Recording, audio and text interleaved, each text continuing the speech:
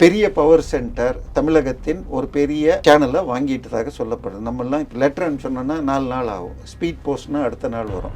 இதை விட வேகமாக அனுப்புறதுக்கு பழைய காலத்தில் ஒன்று இப்போ அது இல்லை, டெலிகிராம் நம்ம சொல்லுவாங்க. அந்த தமிழ் பெயர் கொண்ட சேனலை ஒரு 150Cக்கு வாங்கி விட்டதாக செய்தி வருகிறது. கலைஞர் டிவி தொடங்கப்பட்டது. இப்போ அதே மாதிரி சன் டிவிக்கு ஈக்குவலாக பவர்ஃபுல்லான ஒரு நியூஸ் சேனலை மார்ட்டின் குடும்பம் வாங்கியுள்ளது. ஸோ இதெல்லாம் அடுத்த சில நாட்களில் நடக்கும். ஸோ இதை தாண்டி வழக்குகள், அவங்க பேரில் சில வழக்குகளை முடுக்கிவிட மத்திய அரசும் திட்டமிட்டு கொண்டே இருக்கிறது. ஏற்கனவே இடி சார் அவருக்கும் இவருக்கும் பெரிய அனுபவம் கிடையாது. வேற இவர் சபரீஷனோடு பல காலங்கள் சேர்ந்திருந்துட்டு ஒரு காலகட்டத்தில் மோதல் வெளியில் வந்திருக்கார். ஸோ கண்டிப்பாக திமுக இந்த ஆஃபீஸர்களை பற்றி அந்த பெண் நிறுவன காலத்திலிருந்து இவருக்கு தெரியும். இதையெல்லாம் தாண்டி ஆட்சியை கட்சியை தங்கள் கையில் வைக்கணும்னு பார்க்குறாங்க. அதிமுகவில் பெரிய துணைத் தலைவர் பதவியும் லால்குடி தொகுதி எம்எல்ஏ சீட்டையும் வாங்குவதற்கு இவருடைய மாமியார் ஒரு 500 ஸ்வீட் பாக்ஸ் அதிமுகவிற்கு கொடுத்தார்களாம். 500C என்கிறார்கள். ஆச்சா, அதே போல் 30 எம்எல்ஏக்களை வரை பிடித்து விஜய்க்கு ஆதரவு தர வேண்டும் என வேலுமணி CV சண்முகத்திற்கு ஒரு எம்எல்ஏக்கு 20 ஸ்வீட் பாக்ஸ்கள் என கேஷ் கொடுக்கப்பட்டதாகவும் சொல்லுது. அது இல்லாமல் தான் இந்த சோஃபா வந்ததுன்னு சொல்கிறாங்க. அது விஜய் தரப்பிலிருந்து. மோடி 2 ஆண்டுகள் ஆட்சியை முடித்து 3வது ஆண்டு நுழைகிறார். 22ஆம் தேதி விஜய் அப்பாயின்மெண்ட் கேட்டிருக்கார். விஜய் சந்திப்பு நடக்கிறது. நேற்றுக்கு கேரளாவில் ஒரிஜினலாக திரு விஜய் அவர்கள் கேரளா காங்கிரஸ் பதவியேற்புக்கு போகிறதாக இருந்தது. ஆனால் மோடியை சந்திக்கிறது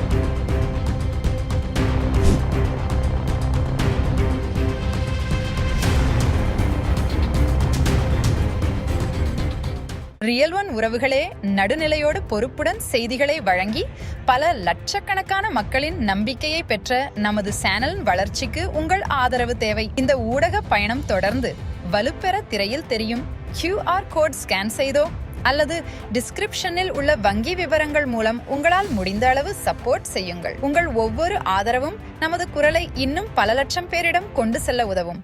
ரியல் ஒன் நேயர்களுக்கு வணக்கம். இன்று நம்மளுடைய நேர்காணலுக்கு அரசியல் விமர்சகரான திரு தேவப்பிரியா அவர்கள் இணைஞ்சிருக்காங்க. சார் வணக்கம். வணக்கம் சார். தற்பொழுது நடக்கக்கூடிய ஒரு ஆட்சியில் மெயினான கேபினெட் எல்லாமே பிரிக்கப்பட்டிருக்கு. அதில் குறிப்பாக ஆதவ் அர்ஜுனா அவர்களுக்கு பொது பணித்துறை, விளையாட்டுத்துறை, சொல்லப்போனால் முன்னாள் துணை முதலமைச்சரனுடைய அறை தான் இப்போ அவருக்கும் ஒதுக்கப்பட்டிருக்கு. இந்த சிங்க் எல்லாத்தையுமே எப்படி பார்க்கறது? இல்லை, கிட்டத்தட்ட அவர் இந்த ஆட்சியின் முக்கியமான பவர் சென்டராக ஆயிருக்காரு. ஒரே ஒரு பவர் சென்டர் தான் விஜய் சொன்னார். இல்லை, அது வெளியில் சொல்லிக்கலாம். கிட்டத்தட்ட பெரும்பாலான போஸ்டிங் இப்போ IAS போடுறது எல்லாத்தையும் சார் அவருக்கும் இவருக்கும் பெரிய அனுபவம் கிடையாது. வேற இவர் சபரீஷனோடு பல காலங்கள் சேர்ந்திருந்துட்டு ஒரு காலகட்டத்தில் மோதல் வெளியில் வந்திருக்கார். ஸோ கண்டிப்பாக திமுக இந்த ஆஃபீஸர்களை பற்றி அந்த பெண் நிறுவன காலத்திலிருந்து இவருக்கு தெரியும். அது அடுத்தது ஏன் தலைமை வழக்கறிஞராக இப்போ போட்டிருக்கிறதுக்கு முன்னாடி வேறொரு பெரிய வழக்கறிஞர் என்னுடைய ஃப்ரெண்ட் சர்க்கிளில் இருக்கிறவரை போடுறதா இருந்தது. ஆனால் இவர் அழுத்தம் கொடுக்க தற்போது விஜயசங்கரை போட்டிருக்காங்க. ஸோ முழுக்க எல்லா விஷயத்திலும் இவருடைய தலையீடு இருக்குது. இது கூட வேணாம், நேற்றுக்கு தான் நீங்கள் சொன்ன மாதிரி இவங்க என்ன சொல்லுவாங்க, கொள்கை தலைவரில் யாரை வச்சுருக்காங்க, ஈவே ராமசாமியார். ஆனால் அமாவாசை அன்னைக்கு நிறைஞ்ச நாளாகத்தான் பதவி எல்லா அமைச்சருக்கு பொறுப்பு கொடுத்து பதவியேற்பு அமாவாசை அன்னைக்கு பண்ணிட்டாங்க. ஸோ இவங்களுடைய பைத்திய அறிவோ நமக்கு என்னன்னு புரிஞ்சுக்கணும். இப்போ இவர் பதவி ஏற்றது நேற்று.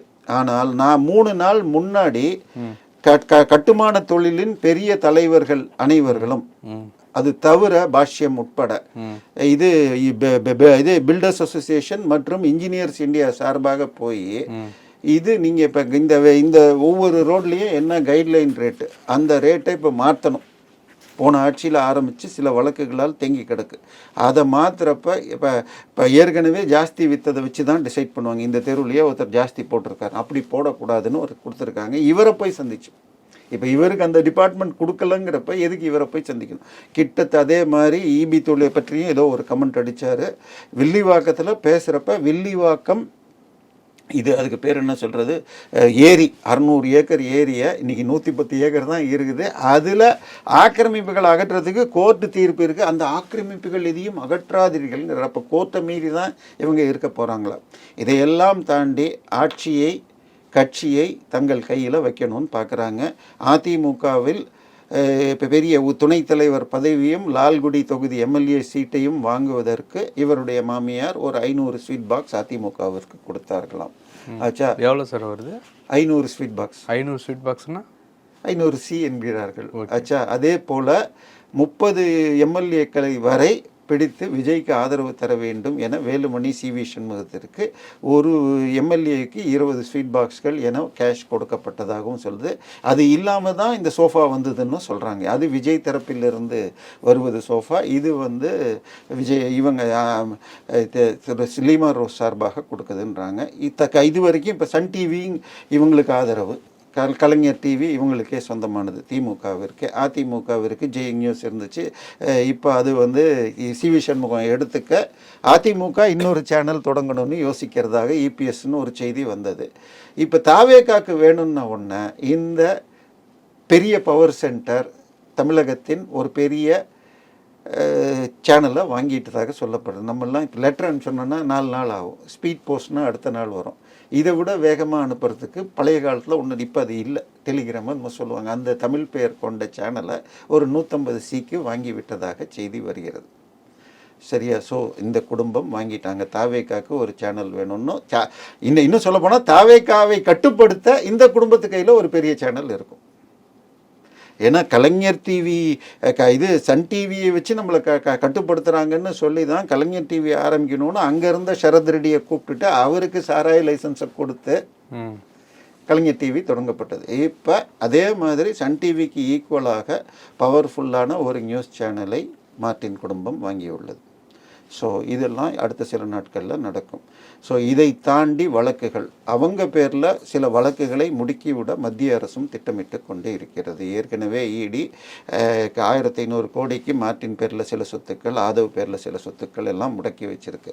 ஸோ அந்த வழக்குகளும் இது தூண்டிவிடப்படலாம். ஸோ 22ஆம் தேதி, இன்னைக்கு நம்ம 20ஆம் தேதி இருக்குமா, 19 இன்னைக்கு 19 நாளைய தினம் இவர் வரார். மோடி 5 நாடுகள் போயிட்டு டூரில் வரார். 21ஆம் தேதி மோடி 2 ஆண்டுகள் ஆட்சியை முடித்து 3வது ஆண்டு நுழைகிறார். 22ஆம் தேதி விஜய் அப்பாயின்மெண்ட் கேட்டிருக்கார். விஜய் சந்திப்பு நடக்கிறது டெல்லியில்.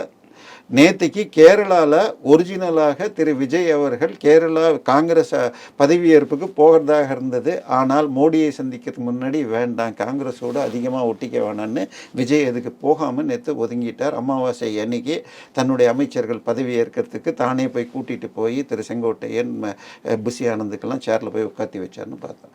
ஸோ இப்பொழுது பெரிய பவர் சென்டராக இங்கேயும் உருவாயிட்டிருக்கு. கட்சியினுடைய ஆட்சியை தக்க வைக்க, ஏன்னா 108லேருந்து 117 அதில் அதுக்கேற்ற மாதிரி ஒரு செலவும் பண்ணியிருக்காருல்ல. இல்லை செலவு சார், ஒன்ஸ் பதவிக்கு வந்தாச்சுன்னா இனிமேல் எல்லா இடத்துலேருந்தும் வர ஆரம்பிக்கும். நேர்மையான ஆட்சி நடத்தி இப்போ 77லேருந்து 80 எம்ஜிஆருடைய ஆட்சியில் ஊழல்கள் இல்லாமல் போக 80 தேர்தல் எம்பி எலெக்ஷனில் அவர் தோத்துட்டு ஆட்சியை கலைச்சப்போ அவர் போட்டிடுறதுக்கு காசு இல்லைன்னு சொல்லி சிக்கலில் இருந்தார்.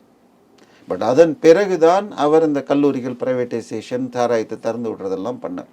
ஸோ இவர் நேர்மையாக ஆட்சி கொடுக்க விரும்புகிறாரா, இல்லை நம்ம கருணாஸ் சொன்னார் பாருங்க, 500 கோடி ஆண்டுக்கு வருமானத்தை விட்டார்னா 2 லட்சம் கோடி சம்பாதிக்கணும்னு வராருன்னு சொன்னார்.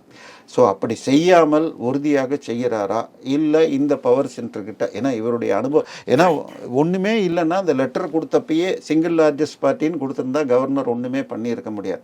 இதை தாண்டி தமிழக போலீஸ் சுப்ரீம் கோர்ட்டில் போய் அந்த 41 சிலை கடத்தல் வழக்கில் பொன்மாணிக்கவேல என்ன சேர்த்துக்காங்கன்னப்போ தமிழக போலீஸ் தரப்புலேருந்து எதிர்த்துருக்காங்க. இது 7ஆம் தேதி நடந்திருக்கு. 7ஆம் தேதி அன்னைக்கு இங்கே நேரு ஸ்டேடியத்தை ரெடி பண்ணிட்டு இருந்தாங்க. இது விஜய் பதவியேற்பு நடப்பதாக. அதுக்கப்புறம் கவர்னர் தடுத்து 8ஆம் தேதி தள்ளி போய் 10ஆம் தேதி ஆச்சு. அதே மாதிரி 8ஆம் தேதி டேட்டு போட்டு 18 யூடியூப் சேனல் மற்றும் சில இன்ஸ்டா எக்ஸ் தளங்களை முடக்கிறதுக்கு லெட்டர் கொடுத்துருக்காங்க. விஜய் 8ஆம் தேதி லெட்டர் டேட்டாக இருந்தால் கூட 9:10 தான் தயார் பண்ணியிருப்பாங்க போலீஸு. சுப்ரீம் ஹைகோர்ட்டு 12ஆம் தேதி அதை தடை பண்ணியிருக்கு. ஸோ இது எல்லாமே பழைய ஆட்சியின் உள்ளே இருக்கிற பழைய போலீஸ் பண்ணுறாங்களா, இல்லை இந்த பவர் சென்டர் சொல்லி நடக்கிறதா? இல்லை போலீஸ் தானாகவே இதை பண்ண விஜய்க்கு நட்பாகும்னு தெரியாது. ஸோ ஆட்சியை கட்டுப்படுத்துறதுக்கு பல குழுக்கள் இது பண்ணுறது. பட் விஜய் தினம் வந்து கற்றுக்கிறார். சரி, அவர் புரிபட்டு அந்த இடத்த எடுத்துக்கிறது கஷ்டம். நானே யூடியூப்பில் பேசுகிறதுக்கு முதல் 2 மாதம் பேசினதுக்கு அப்புறம் மாறி இருக்கும். ஸோ அதனால் இப்பொழுது இந்த பவர் சென்டர் ஒரு பக்கம் பல்வேறு முடிவுகளை தான் எடுக்கிற மாதிரி பண்ணுறாங்க. பல போஸ்டிங்கள் அவங்க பண்ணி தான் பண்ணியிருக்கு, இன்க்ளூடிங் தமிழ்நாட்டின் அட்வொகேட் ஜெனரல் வரைக்கும். இப்போ அவங்க ஒரு பெரிய சேனலை வாங்கி கட்சியே தங்கள் கண்ட்ரோலில் கொண்டு வர பார்க்குறாங்க. ஓகே சார், பல விஷயங்கள் பேசியிருக்கோம், நன்றி. உங்கள் பிசினஸ் இன்னும் அதிக மக்களை சென்றடைய வேண்டுமா? இன்றைய டிஜிட்டல் உலகில் சரியான ப்ரமோஷன் தான் வெற்றியின் முதல் படி. தமிழகம் முழுவதும் பல லட்சக்கணக்கான பார்வையாளர்களை தினமும் சென்றடையும் ரியல் ஒன் யூடியூப் சேனல்களில் உங்கள் பிசினஸ் இனி எல்லோரும் அறியட்டும். குறைந்த செலவில் அதிக ரீச். உங்கள் பிராண்டுக்கு நம்பிக்கையும் வளர்ச்சியும் சேர்க்க இன்றைய எங்களை தொடர்பு கொள்ளுங்கள். 928 00 8714.